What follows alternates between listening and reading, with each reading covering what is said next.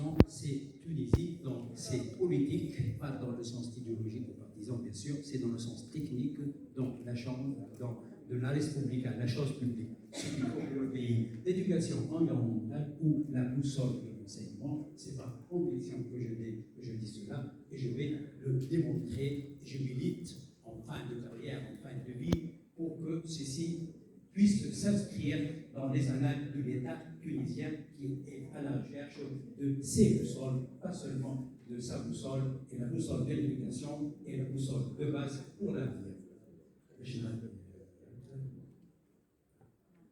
Voilà. Donc là, c'est le background.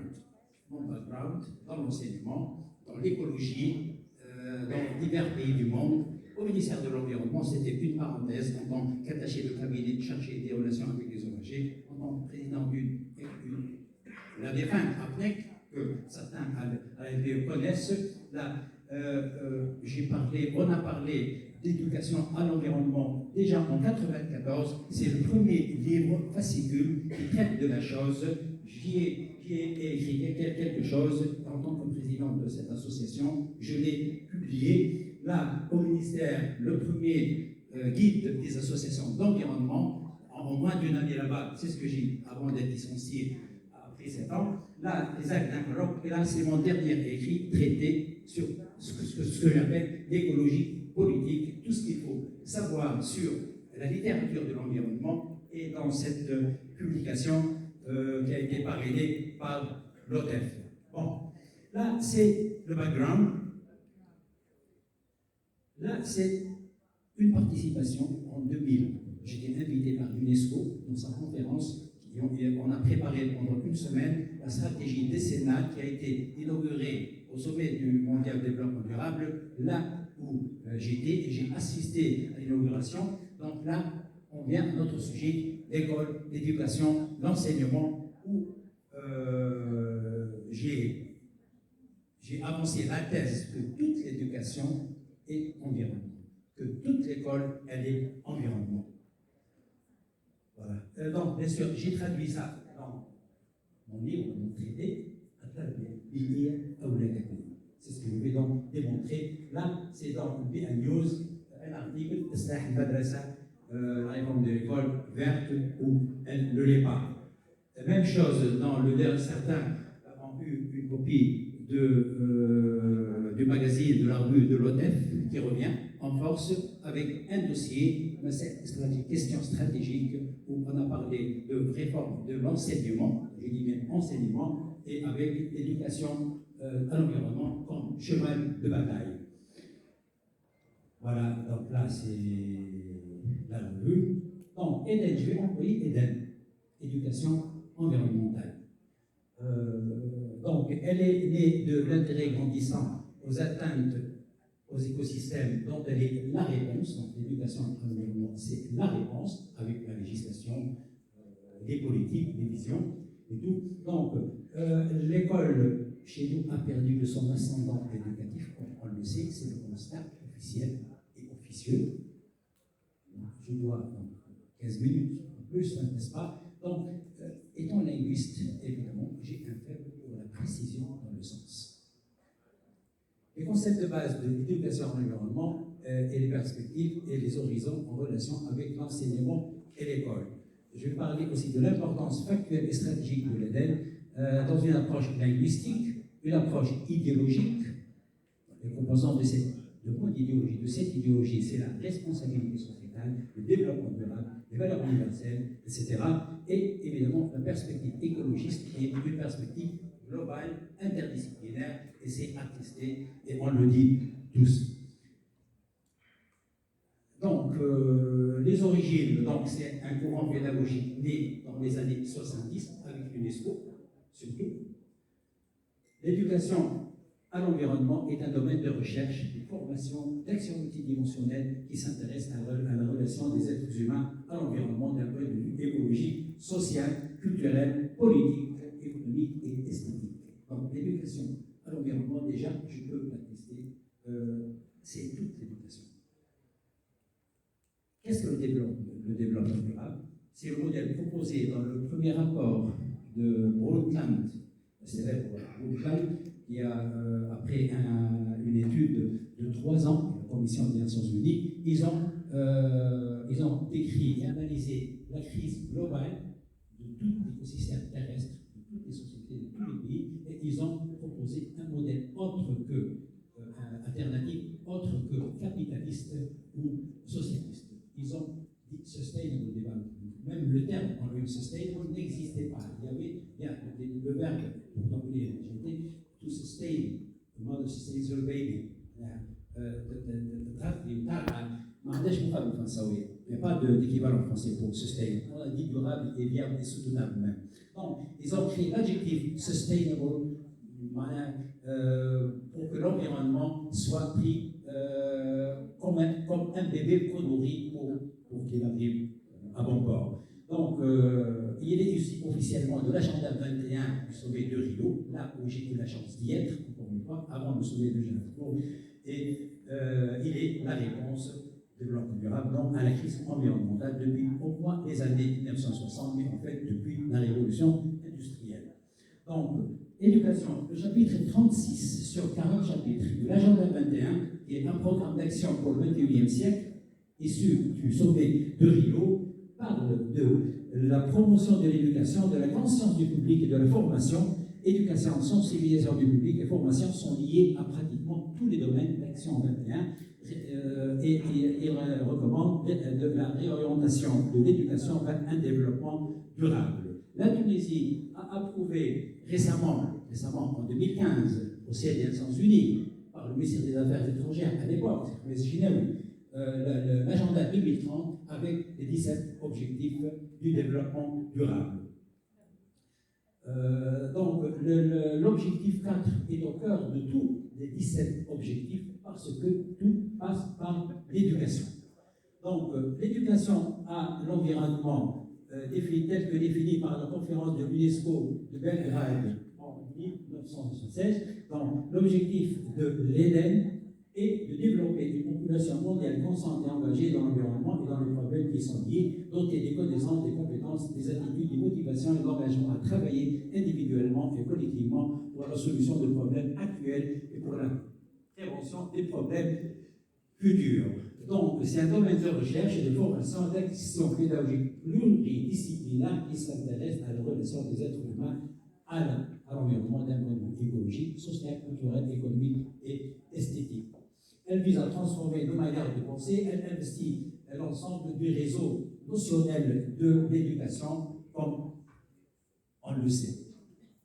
Donc, la responsabilité sociétale, c'est ce principe éthique que nous avons eu de juin 2019 sur la responsabilité sociétale des institutions, entreprises, institutions étatiques, institutions associatives. Donc, c'est un principe de base. L'environnement, voilà, le concept d'environnement, ce n'est pas le concept de bia ou de oikos dans l'ancien grec.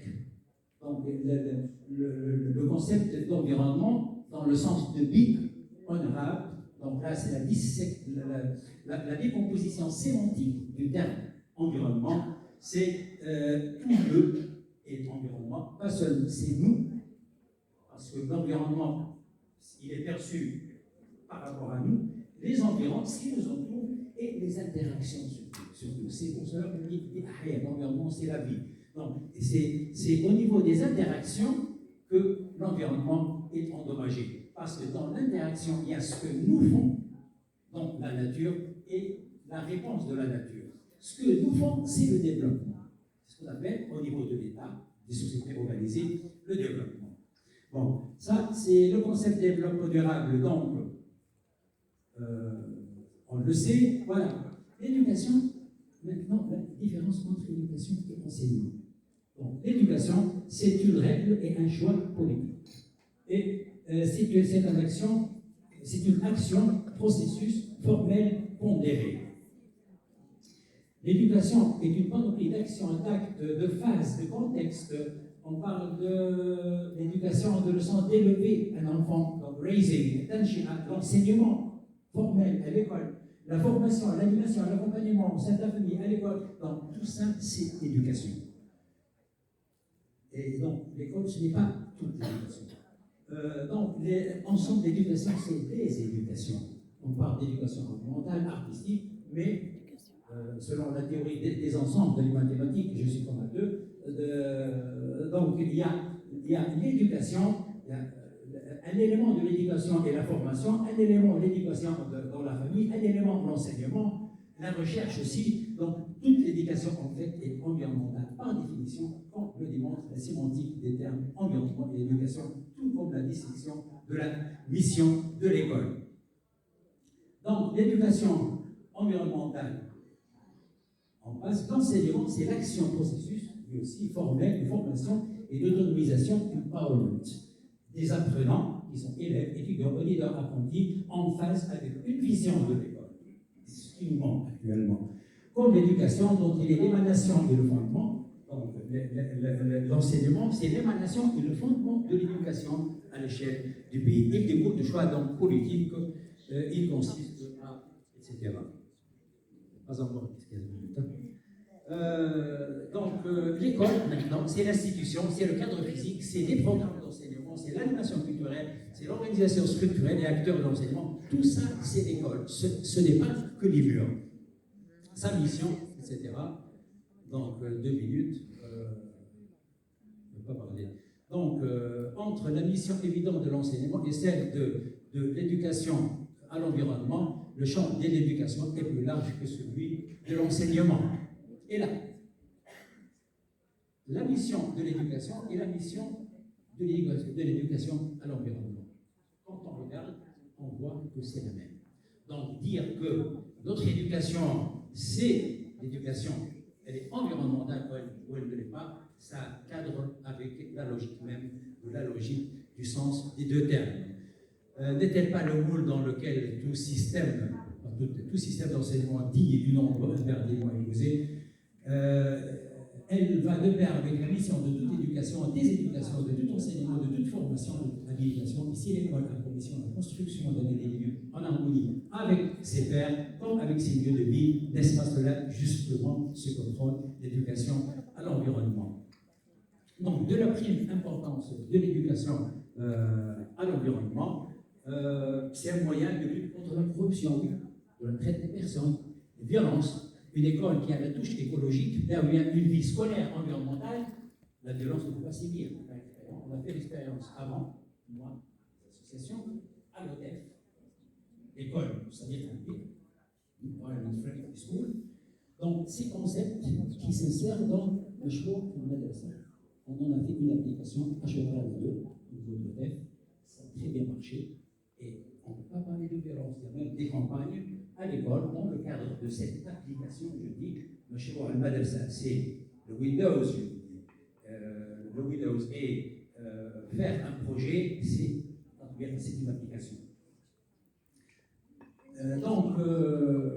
L'environnement, le développement durable, l'éducation à l'environnement, c'est un canal rétribuant de relations internationales pour les pays. Il y a de l'argent, pas des prix, il y a de l'argent si on sait comment exploiter à l'agence, au ministère. Ils le savent fort bien. Donc, un élément de rétablissement de l'image des principes de l'État en quête de tout son aura, on le sait.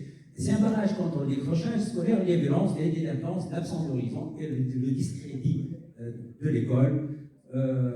Les violences et les délinquances sont quasi nues dans les écoles vertes, durables, smart, intelligentes, associées à l'UNESCO. Donc, une école qui a cette touche, qui a ce projet, on ne peut pas y voir la violence.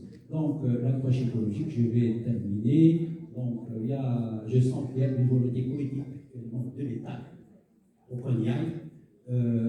Donc, l'éducation qu'il faut, elle est pour la durabilité, qui doit être l'approche, le contenu et la finalité. L'environnement et le développement durable sont transsectoriels, interdisciplinaires. Donc, une politique éducative et didactique doit en être l'émanation et l'instrument de son incarnation.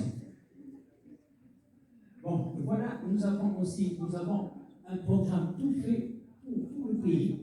Et vous avez il est tout prêt le programme. Il a été concerté sur 4 réunions de planification stratégique, l'OTEF, la MPE, et les représentants du ministère. Donc, c'est la stratégie qui engage tout l'État, toute la société, et dans ce cadre-là, on peut penser la refondation de notre système éducatif. Récemment, dans notre bus qui est lancé, on a lancé l'idée de c'est un cadre programmatique spécifique à l'enseignement, à l'école. Donc, en tant que force de proposition, là, c'est un chef-d'œuvre, là où il y a un choix de madrasa. Voilà. C'est bon. Voilà. Donc, je dois quand même. L'orientation verte et l'éducation à l'environnement auront un écho, auront-ils un écho favorable auprès des opérateurs économiques, des médias surtout, et de toutes les instances de l'État, de la société civile, des collectivités locales. La réforme verte de l'éducation et de l'enseignement permettrait le redécollage de la Tunisie. La société civile écolo n'en sera que réjouie, l'OTEF également. Et voilà. Merci pour votre attention.